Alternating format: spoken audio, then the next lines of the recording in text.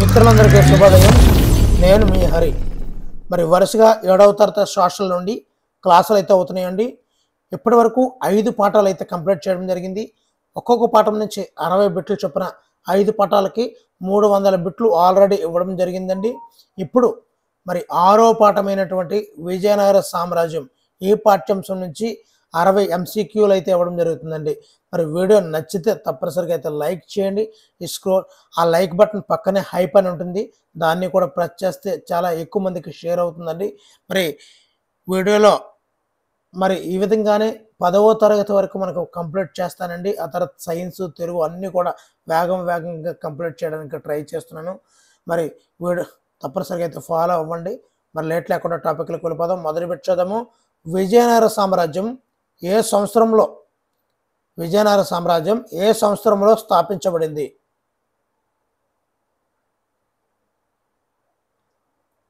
Answer option B అండి, 1336. Next, Vijayanagara సామ్రాజ్యాన్ని స్థాపించిన సోదరులు ఎవరు? మరొకసారి అండి, విజయనగర సామ్రాజ్యాన్ని స్థాపించిన సోదరులు ఎవరు?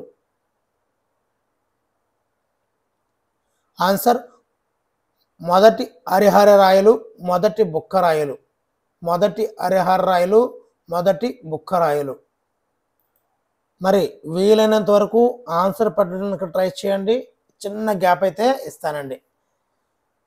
3వది, విజయనగర సామ్రాజ్య స్థాపనకు ప్రోత్సహించిన స్వామి ఎవరు? విజయనగర సామ్రాజ్య స్థాపనకు ప్రోత్సహించిన స్వామి ఎవరు? ఆన్సర్ రివీల్ చేస్తున్నాను. ఆన్సర్ ఆప్షన్ డి, విద్యారణ్య స్వామి. 4వది, విజయనగర రాజధాని ఏది? విజయనగర విజయనగర సామ్రాజ్యం యొక్క రాజధాని. ఆన్సర్ హంపి అండి, హంపి. విజయనగర సామ్రాజ్య స్థాపకులు అయినటువంటి మొదటి హరిహర రాయలు, మొదటి బుక్కరాయలు మొదటిగా ఏ రాజు ఆస్థానంలో పనిచేశారు?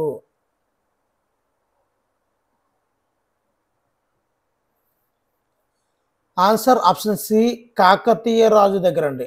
ఆ కాకతీయ రాజు 2వ ప్రతాపరుద్రుడి దగ్గర ఈ యొక్క మొదటి హరిహర రాయలు, మొదటి బుక్కరాయలు పనిచేయడం అయితే జరిగిందండి. 6వది, విజయనగర సామ్రాజ్యము ఏ నది ఒడ్డున స్థాపించబడింది? చాలా ఇంపార్టెంట్ బిట్ అండి. విజయనగర సామ్రాజ్యము ఏ నది ఒడ్డున స్థాపించబడింది?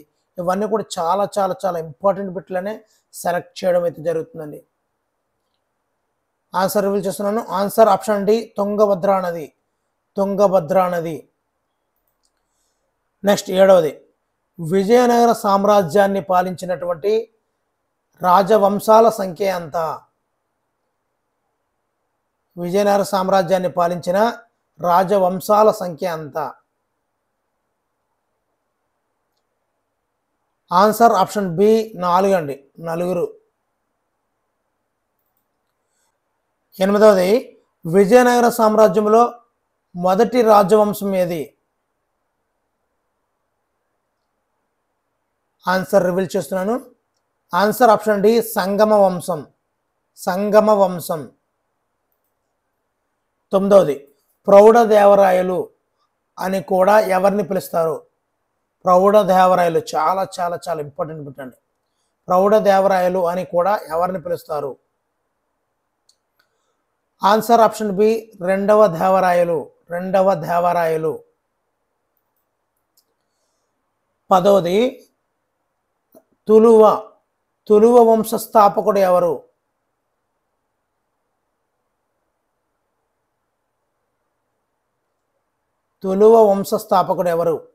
ఆన్సర్ రివీల్ చేస్తున్నాను. ఆన్సర్ ఆప్షన్ సి, వీర నరసింహరాయలు.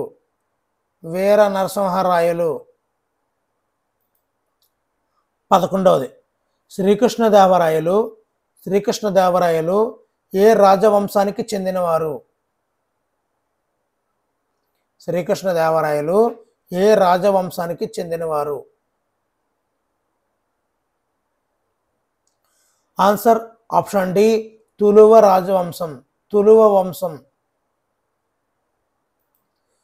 12వది విజయనగర సామ్రాజ్యం యొక్క 4వ మరియు చివరి రాజవంశం ఏది?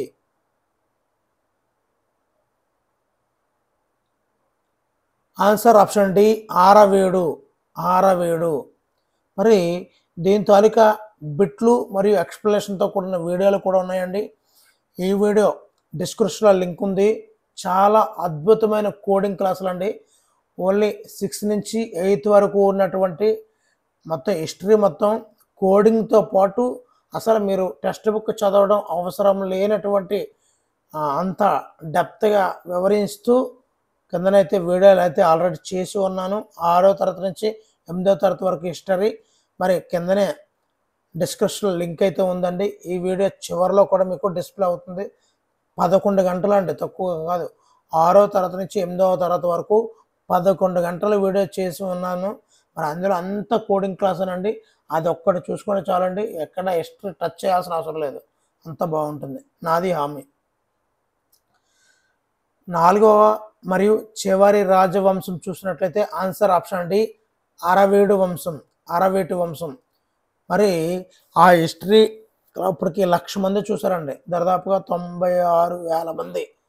ప్రతిరోజు కూడా గణనీయంగా పెరుగుతుంది ఆ సంఖ్య. ఎందు గురించి అంటే అంత డెప్త్గా అంత గట్టిగా ఇవ్వడం జరిగింది అనమాట. దానిలో విషయాల్ని కోడింగ్ రూపంలో ఒక కథ రూపంలో చెప్పుకుంటూ వెళ్ళానండి. అంత అద్భుతంగా ఉంటుంది. 11 గంటలు 6, 7, 8 మొత్తం హిస్టరీ కవర్ అయిపోతుంది పూర్తిగా. విజయనగర రాజ్యానికి చివరి పాలకుడు ఎవరు? విజయనగర రాజ్యానికి చివరి పాలకుడు ఎవరు?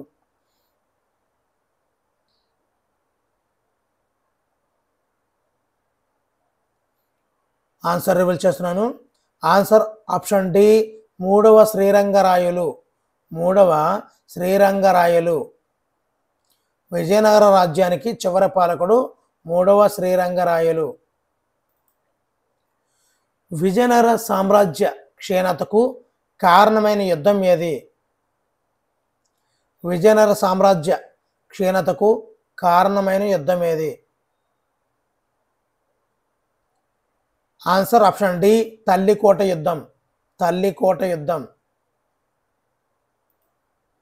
15వది తల్లికోట యుద్ధానికి మరొక పేరు ఏమిటి?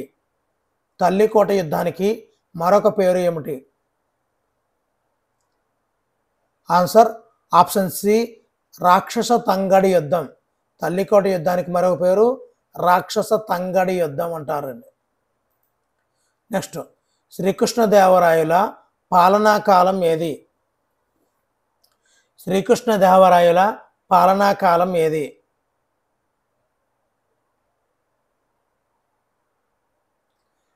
ఆన్సర్ ఆప్షన్ బి 1509 నుంచి 1529, 1509 నుంచి 1529. శ్రీకృష్ణదేవరాయలు ఏ సంవత్సరంలో రాయచూర్ నగరాన్ని స్వాధీనం చేసుకున్నాడు? మరొకసారి అండి, ఈ శ్రీకృష్ణదేవరాయలు ఏ సంవత్సరంలో రాయచూర్ నగరాన్ని స్వాధీనం చేసుకున్నాడు?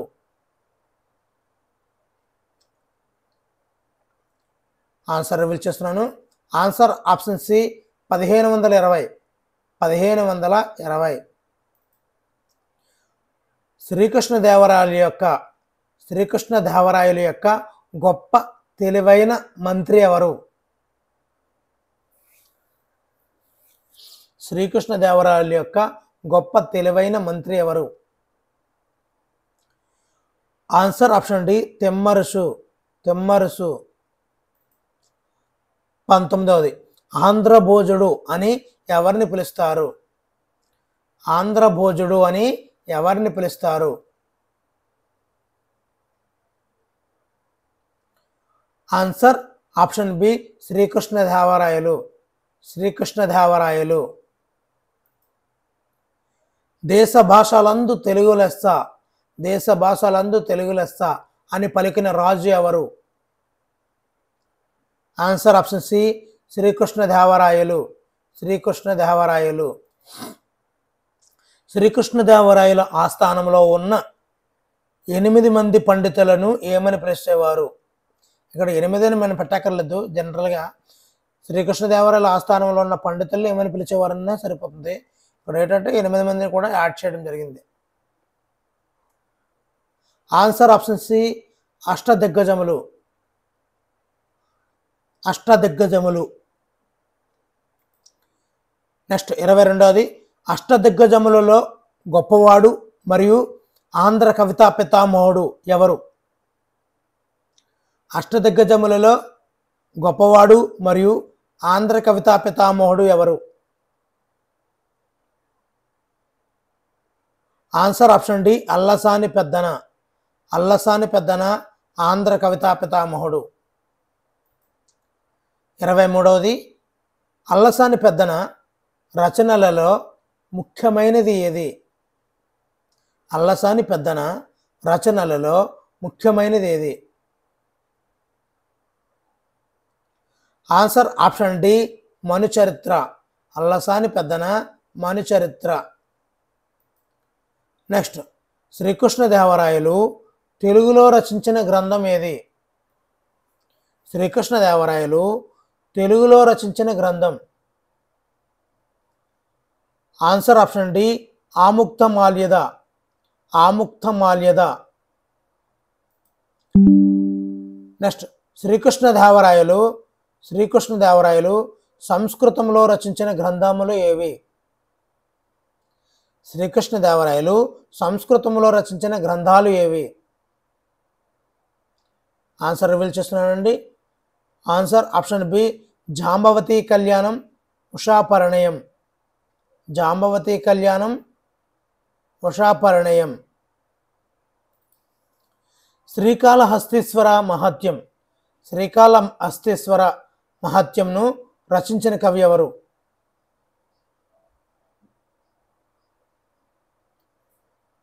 Answer option D Dhurjati. Dhurjati. Next, Panduranga మహత్యం. పాండురంగ మహత్యమును రచించిన కవి ఎవరు? పాండురంగ మహత్యమును రచించిన కవి ఎవరు? ఆన్సర్ ఆప్షన్ సి తెనాలి రామకృష్ణుడు. తెనాలి రామకృష్ణుడు. రాఘవ పాండవేయం. రాఘవ పాండవేయమును రచించిన కవి ఎవరు? రాఘవ పాండవేయమును రచించిన కవి ఎవరు? Answer option B Pingali సోరణ. Pingali సోరణ. Raghava పాండవేయంను రచించిన కవి పింగళి సోరణ.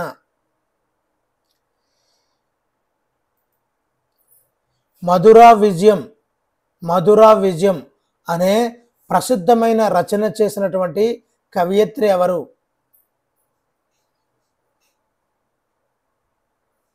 మధురా విజయం అనే ప్రసిద్ధమైన రచన చేసిన కవయిత్రి ఎవరు? Answer option D Gangadevi. Gangadevi.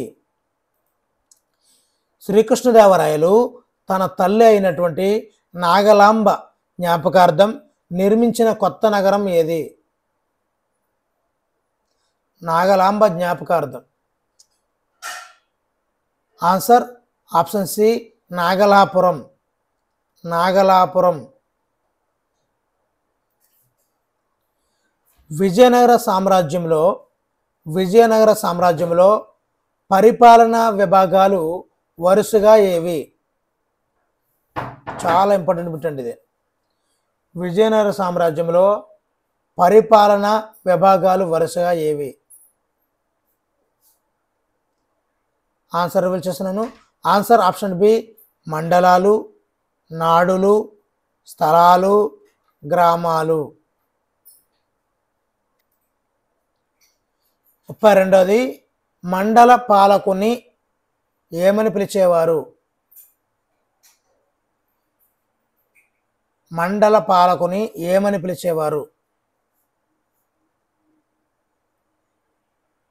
Answer option D మండలేశ్వరుడు. మండలేశ్వరుడు లేదా నాయక్ అని పిలిచేవారండి. ఇప్పుడు ఒక అవుట్ ఆఫ్ ద ఒక క్వశ్చన్ అడుగుతున్నానండి. మహామండలేశ్వరుడు అనే బిరుదు ఎవరికి ఉంది? మహామండలేశ్వరుడు అనే బిరుదు ఎవరికి ఉందో తెలిస్తే తప్పనిసరిగా కామెంట్ చేయండి. దీనిలో బిట్ కాదండి, అది జనరల్గా మండలేశ్వరుడు అని వచ్చింది కాబట్టి నేను అక్కడ బిట్ అడగడం జరుగుతుంది. ఓకేనండి. సైన్యంలోని ఉన్నత స్థాయి అధికారులను ఏమని పిలిచేవారు? సైన్యంలోని ఉన్నత స్థాయి అధికారులను ఏమని పిలిచేవారు? ఆన్సర్ ఆప్షన్ సి, నాయకులు లేదా పాలిగారులు అని పిలిచేవారండి.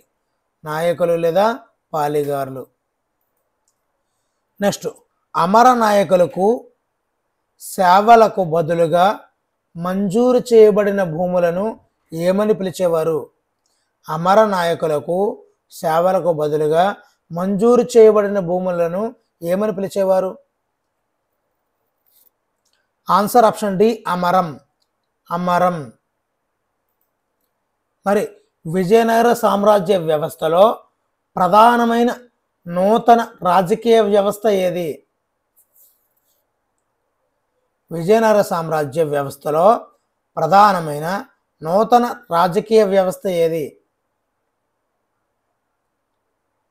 ఆన్సర్ ఆప్షన్ డి, అమరనాయక వ్యవస్థ. అమరనాయక వ్యవస్థ.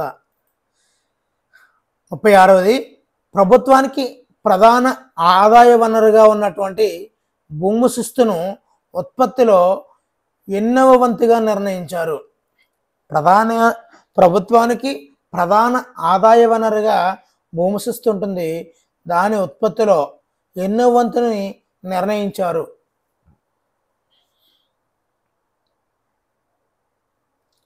విజయనగర సామ్రాజ్యంలో అండి. ఆన్సర్ ఆప్షన్ సి, 6వ వంతు. 1/6వ వంతు. 37వది, విజయనగర సామ్రాజ్యం యొక్క ప్రధాన బంగారు నాణం పేరు ఏమిటి? విజయనగర సామ్రాజ్యం యొక్క ప్రధాన బంగారు నాణం పేరు ఏమిటి?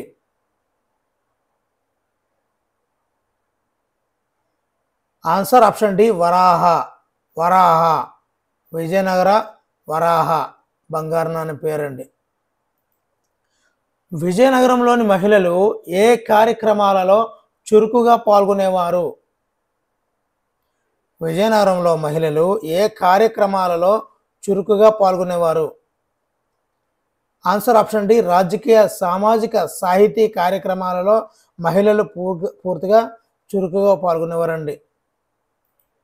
39వది, విజయనగర కాలంలో వితంతువులు అంటే భర్త చనిపోయిన భార్యలు తిరిగి వివాహం చేసుకోవడానికి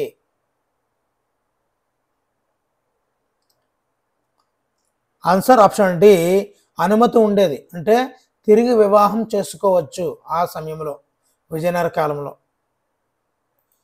45 అండి, చాలా చాలా చాలా ఇంపార్టెంట్ బిట్లు అంటే తప్పనిసరిగా అయితే లైక్ చేయండి, ఎక్కువ మందికి రీచ్ అవ్వాలి. హరిహర వన్ కాలంలో సందర్శించినటువంటి మొరాకో యాత్రికుడెవరు? మొరాకో యాత్రికుడెవరు? Ibn Battuta. Answer option D, Harihara one Battuta. Ibn Battuta, Harihara one. మరి దేవరాయ టూ కాలంలో సందర్శించినటువంటి యాత్రికులు ఎవరు? దేవరాయ టూ కాలంలో. ఆన్సర్ రివీల్ చేస్తున్నాను. Answer option B, Niccolo Conti Abdul Razzaq. Niccolo Conti Abdul Razzaq. మరి శ్రీకృష్ణదేవరాయల కాలంలో సందర్శించినటువంటి పోర్చుగీసు యాత్రికులు ఎవరు? శ్రీకృష్ణదేవరాయల కాలంలో సందర్శించినటువంటి పోర్చుగీసు యాత్రికులు ఎవరు?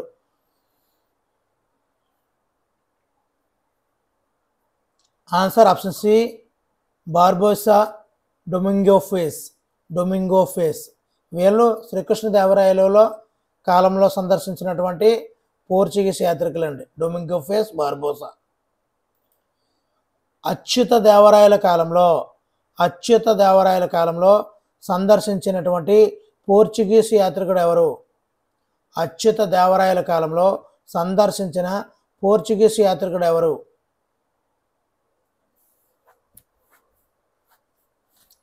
Answer option D Fernando Nuniz. Fernando Nuniz. Fernando Nuniz. Vijayanagara రాజులు దిగుమతి చేసుకున్న ప్రధాన వస్తువుల్లో ఒకటి ఏది? విజయనగర రాజులు దిగుమతి చేసుకున్న ప్రధాన వస్తువులలో ఒకటి ఏది? ఆన్సర్ ఆప్షన్ డి గుర్రాలు. గుర్రాలు. 45వది మలబార్ తీరంలో ప్రధానమైన నౌకాశ్రయం ఏది? మలబార్ తీరంలో ప్రధానమైన నౌకాశ్రయం ఏది? ఆన్సర్ రివీల్ చేస్తున్నాను. Answer option D Cannanore. Cannanore. Vijayanagara వాస్తుశిల్పం యొక్క ముఖ్య లక్షణం ఏది? విజయనగర వాస్తుశిల్పం యొక్క ముఖ్య లక్షణం ఏది? ఆన్సర్ ఆప్షన్ సి ఎత్తైన గోపురాలు మరియు చెక్కిన స్తంభాలతో కళ్యాణ మండపాలు ఉండడం అనేది విజయనగర వాస్తుశిల్పం యొక్క ముఖ్య లక్షణం. విజయనగర శిల్పకళలో స్తంభాలపై కనిపించే సాధారణ జంతువు ఏది? అది ఎక్కువగా కనిపిస్తున్నదండి ఆ జంతువు. ఆన్సర్ ఆప్షన్ డి గుర్రం. గుర్రం. 48వది విజయనగర శైలికి చెందినటువంటి ప్రముఖ దేవాలయాలు ఏవి?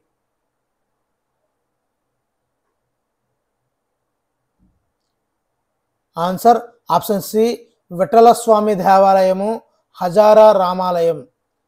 విఠలస్వామి దేవాలయం, హజారా రామాలయం విజయనగర శైలికి చెందినటువంటి ప్రముఖమైన దేవాలయాలండి. అక్కడ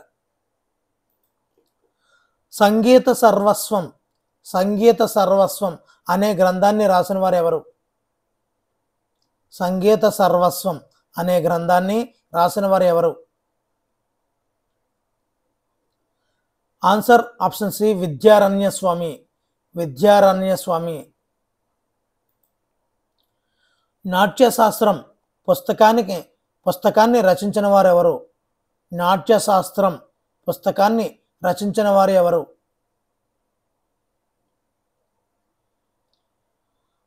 answer option B Bharatamuni. Natyashastram Bharatamuni. Kuchipudi నృత్య రూపాన్ని ప్రవేశపెట్టిన వారు ఎవరు? కూచిపూడి నృత్య రూపాన్ని ప్రవేశపెట్టిన వారు ఎవరు?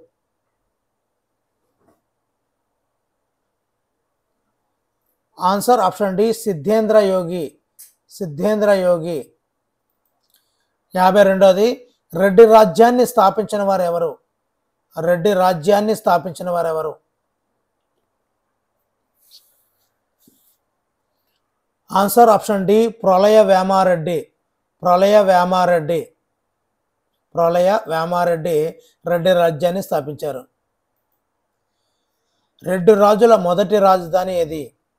రెడ్డి రాజుల మొదటి రాజధాని ఏది? ఆన్సర్ రివీల్ చేస్తున్నాను. Answer option C Addanki. Addanki. Reddy రాజుల పాలనా కాలము ఏది? రెడ్డి రాజుల పాలనా కాలము ఏది? 1325 నుంచి 1448. 1325 నుంచి 1448. బహమనీ రాజ్యాన్ని స్థాపించిన వారు ఎవరు? బహమనీ రాజ్యాన్ని స్థాపించిన వారు ఎవరు? ఆన్సర్ అల్లావుద్దీన్ బహమన్ షా. అల్లావుద్దీన్ బహమన్ షా. బహమనీ రాజ్యం యొక్క రాజధాని ఏది? బహమనీ రాజ్యం యొక్క రాజధాని ఏది? Answer option D Gulbarga. Gulbarga.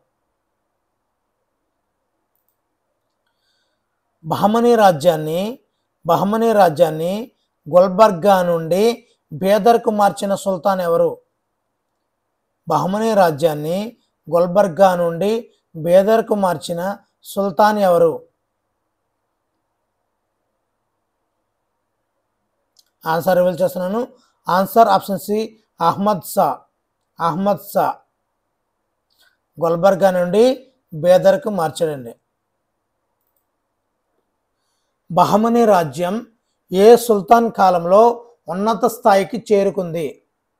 Bahmani రాజ్యం ఏ సుల్తాన్ కాలంలో ఉన్నత స్థాయికి చేరుకుంది?